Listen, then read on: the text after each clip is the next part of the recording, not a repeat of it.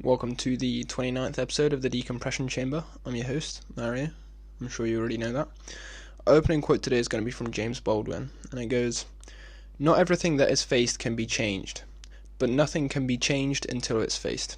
Roll the intro. No doubt that I'll never be without my damn brain. Closed mouth, I'm clever and I know my damn shame. No cloud to the better, no one know my damn name. No bow, that shit what I guess.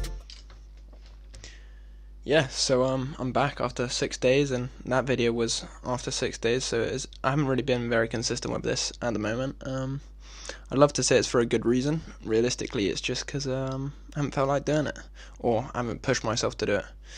Either way, it kind of feels like the same thing. But yeah, I'm filming this in true Mario fashion at fucking 1 a.m. in the morning on what is now a Friday. But yeah, I feel like right now, you know that moment when you're like, I'm not a great cook or a baker or whatever, but you know when you're making some brownies or baking a cake or whatever, and you know you're seeing it rise in the oven, but you know it's just not quite time to get it out yet. You know, you're just sat there looking at it, watching it form, and just right there, you know.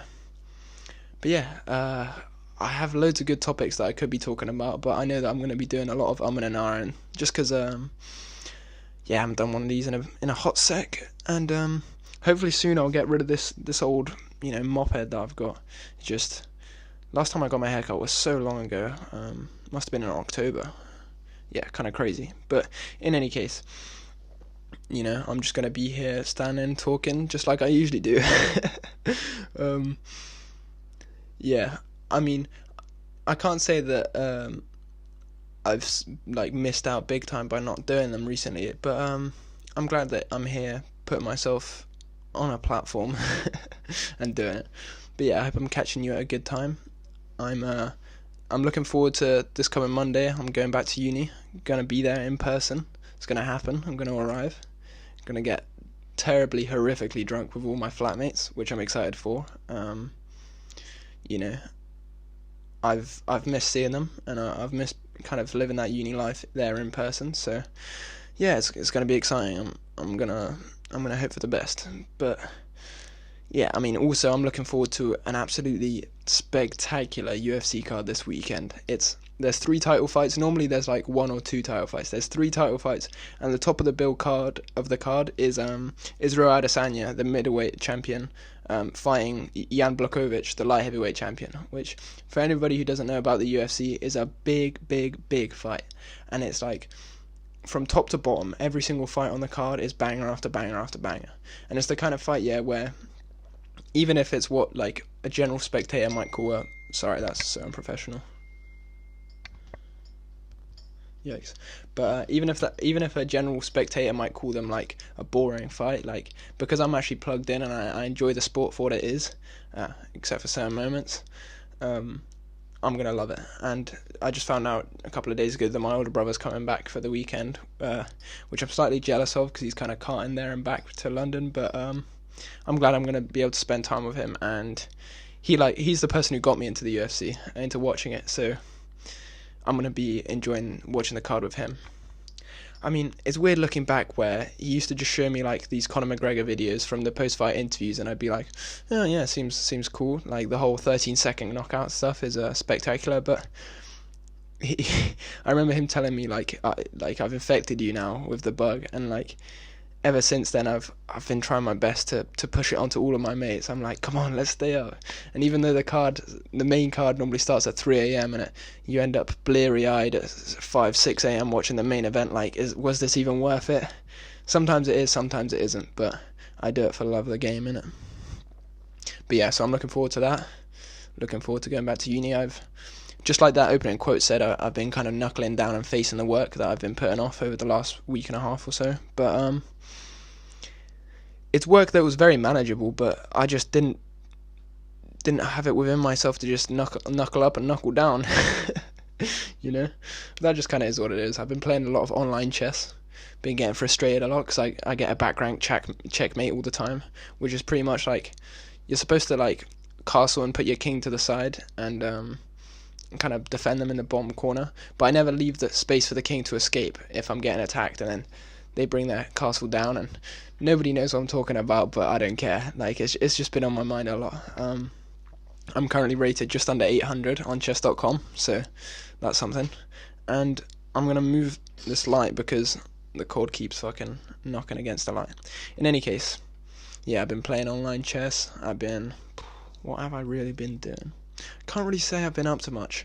I mean, that's just kind of the state I'm in right now. I've been thinking about this project that I'm writing. I'm editing a documentary, which turns out editing is so difficult and it's so long. I mean, I have to give my hats off. I have to give respect to people who edit, because even though it's an interesting process, and like seeing the film form as you put it together is very interesting, I can tell it's not what I'm cut out for. Maybe it's my attention span. Maybe it's kind of like a rhythm thing. I don't know. It doesn't feel like the right workflow for me. Even though there's a lot of workflows that don't feel right for me. Yeah, that just kind of is what it is. But yeah, so right now I'm just, even though like I did a workout like half an hour ago in my room, basically for a long stretch of time I didn't do lots of resistance exercises, and now my push-ups are better than they've ever been, and for someone with long and skinny arms, I find that impressive within myself. So I'm putting it on you to be impressed of me, even though I'm not going to talk about numbers or take my shirt off, because that'd be so funny. One episode I take my shirt off and that's how I get my big blow up. Not likely, but yeah, that's just kind of where I am right now. I mean, I was thinking recently about how we experience so many things in our life. Like, I kind of talked about this in my first video ever, but there's so many memories that I've already forgotten. Like I was speaking to my mum just earlier this evening about old swimming pools that we used to go to, and when we go to swimming lessons, and there used to be this place called Badminton School up in Bristol. I'm sure some of you will recognise the name, where I'd have swimming lessons. And I spoke to my mum. I said, I can very vividly picture the inside of the building that the swimming pool was in, I can even remember playing on the DS on the benches while waiting for my brother to finish his lessons, I can remember the time my younger brother was squealing and crying not to go into the water, because at the time he was like 5 or 6 years old, and maybe even younger. But I can't remember what the changing rooms looked like. And then my mum goes, yeah, I don't remember. Did you get changed there? Did we change before? I'm like, well, how do you dry off afterwards? And yeah, I think sometimes, would I be a different person if I held on to different memories in my life? Like take me, the same person, take the exact same set of experiences. However, the memories and the kind of the things I hold on to, the things I remember, if those were all fundamentally different, if I chose like a set of different formative experiences, would that change me? Would I be a different person standing here today? It's not something that has a concrete answer, but if that's something that interests you, then it interests me as well. So that makes two of us. I mean, speaking of that makes two of us, I looked at my last video, it got 2 views, so that's a gas. But I'm not really doing this for the fame. I'm doing this for the art. It's hard to say that when you just stood in your room speaking to yourself, but yeah, there you go. Everything, like I say, is a work in progress. I'm slowly just hoping that I can keep working on myself, keep working on my skills, and move forward. I mean, right now I'm finding purpose in just enjoying life, but also trying to just, I think of that Will Smith analogy a lot. You don't build a wall suddenly. You don't just look at an empty patch of land then just suddenly there's a wall. You've got to build it brick by brick, and you've got to focus on each brick. Like, how can I make sure that I've set this brick in place with such dedication, with such concentration, that it's structurally sound and I can build upon it. I say all of this, and yet most of my time I spent literally right there, lying in bed, not doing shit. But that's life. At least I have the self-awareness to recognize it, or the bravery to admit it. No, I don't know. I mean, right now, because I am going, I'm making the most of the time I have with my family, whom I love very dearly, and I'm looking forward to the future. I mean, there's been a lot of times in this video series since January where I haven't been feeling super hopeful, but now I am. My spirits are lifted. I'm looking forward to the future. I'm gonna go in guns blazing or whatever, you know.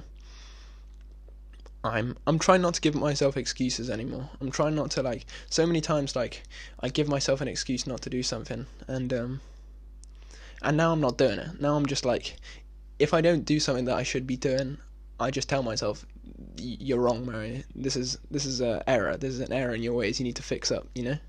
Just like that opening quote said, you know, nothing can be changed until it's faced. I've been very good in my life at just, like, ignoring issues and pushing them down and just acting like they're not there, and it's not really a good way of processing things.